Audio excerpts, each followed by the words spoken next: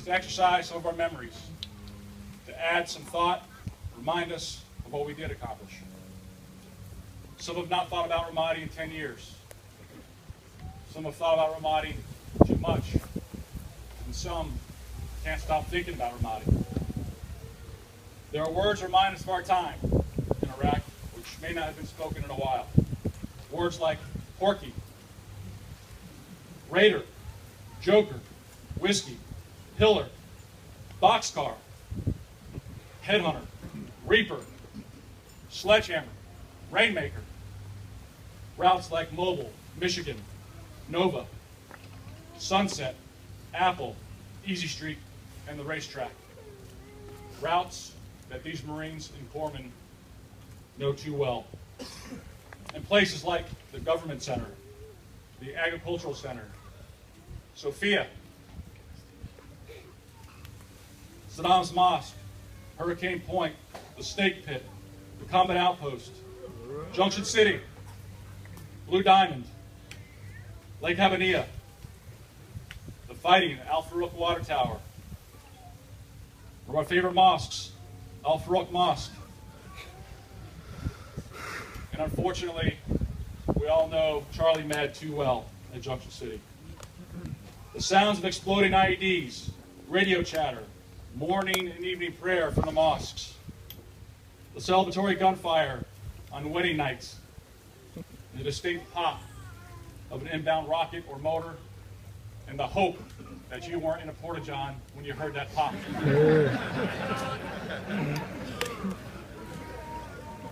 The laughter lets me know that I wasn't the only one sweating that porta-john when you heard that noise. But the best men to remind me or remind us of what you accomplished were our leaders, Brigadier General Paul Kennedy and Sergeant Major Jim Booker. Bastard 6 and Bastard 9. And they asked me to read you a message. 10 years ago today, the Battle of Ramadi commenced in earnest. April 6, 2004 started like every other day as our men executed patrols within sector, relieving security posts, sweeping routes for IEDs, thinking along lines of peace and stability and not street fighting. Although the magnificent bastards had taken some tough casualties in the weeks preceding this fateful day, nothing prepared us for the catastrophe that would kick off the heavy combat and was become Iraq's most notorious city. More American servicemen have been killed in Ramadi than any other city in 12 years of war.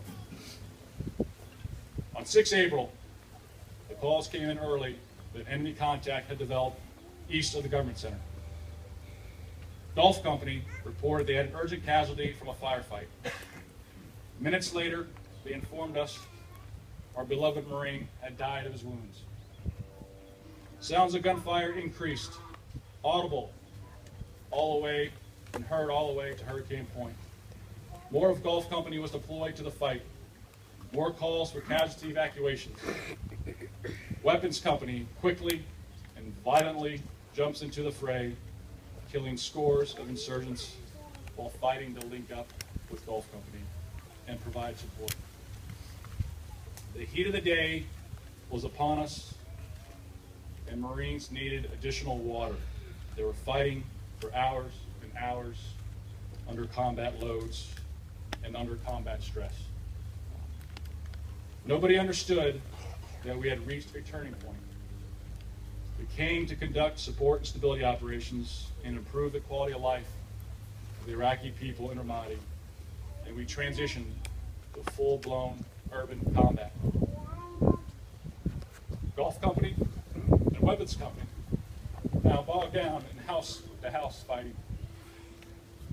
More calls coming in from medevacs, reinforcement, and Army tanks. Reports are coming in from Echo Company. One of Porky's platoons is under fire at the north point of Route Nova, 5 kilometers away, with one squad closing with the enemy by the Palm Grove. They report 2 friendly killed in action. The Platoon commander is pinned down 2 kilometers away with another squad. Echo Company launches a quick reaction force. Now the casualty calls are from their sector. Lieutenant Robleski, leading a mixed quick reaction force, is reported as urgent surgical. Half of the reaction force are now casualties. Weapons Company moves to assist Echo Company, is reporting killed Marines and corpsmen, urgently wounded Marines, a missing Marine, and urgently wounded snipers. Weapons Company is ambushed en route, and Ramadi is on fire.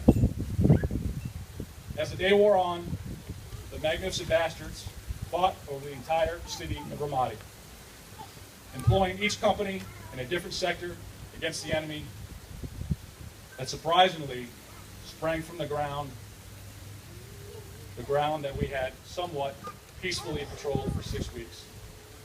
By the end of the day, the battalion lost 12 of its brothers, fighting tooth and nail in 11 separate and wide-flung engagements. Dozens of our wounded were treated in 2 battalion aid stations across the canal at Charlie Med.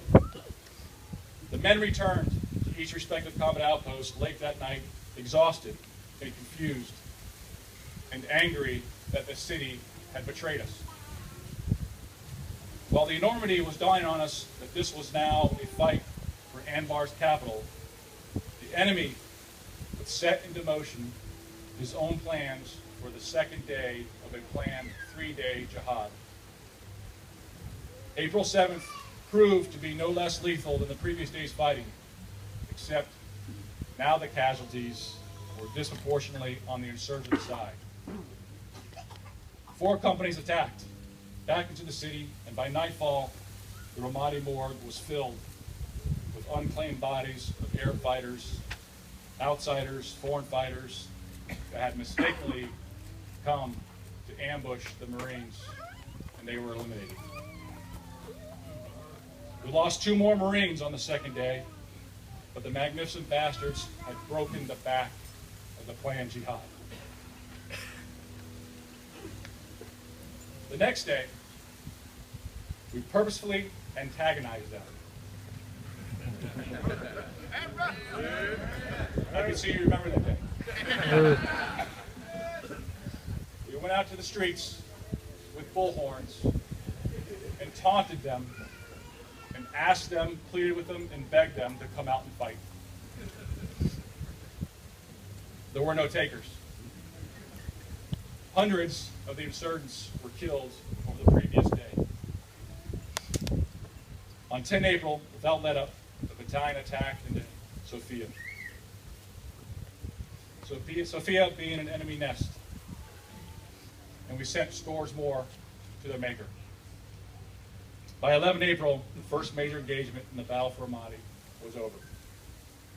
In the ensuing months, this battalion would fight dozens of similar fights, right up until the last day when we were relieved by 2nd Battalion, 5th Marines. Our final salute to the insurgency was 50 more of their dead piled up outside the snake pit by Raider, Fox Company. The final toll on Saddam's terrorists between March and September 2004 numbered as high as that of neighboring Fallujah, except they were inflicted by 1 single battalion, not 6.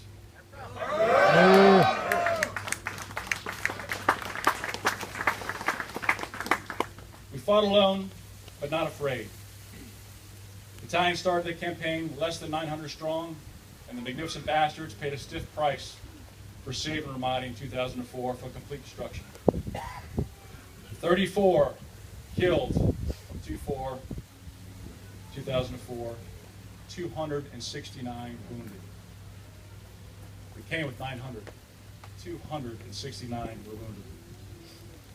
No other infantry battalion, or Iraq, or Afghanistan, Army or Marine, has paid that high a price for the same amount of time. None.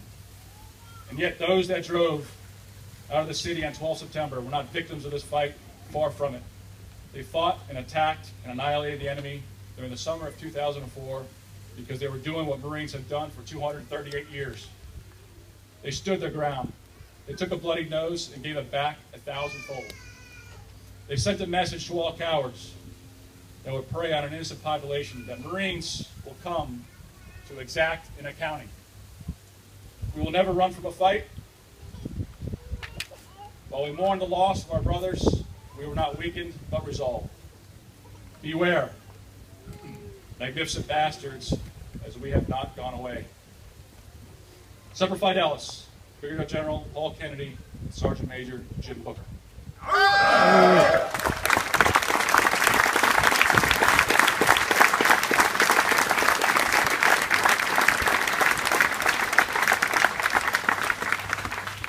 Not only do I have the privilege to read General Kennedy and Sergeant Major Booker's comments, but I also have the privilege of introducing our keynote speaker.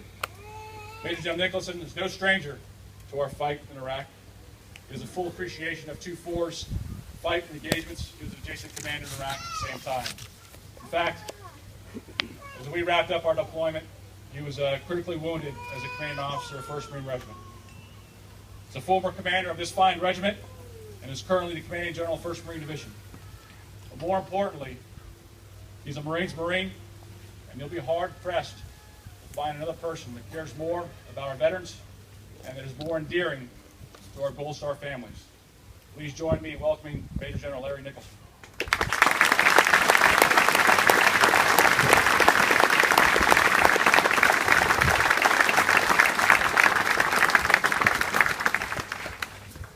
Wow, that's a tough act to follow, and I certainly don't envy myself this task here. I did get a chance, while I was at Blue Diamond that summer of '04, a chance to see the Magnificent Bastards in action. I had a chance to walk the Government Center, walk the Ag Center, see some of the great Marines of this battalion in action. So then Lieutenant Colonel Paul Kennedy and Sergeant Major Booker, with the weight of the world on their shoulders as they continued to make great progress in that the dusty little town of Ramadi. But they did.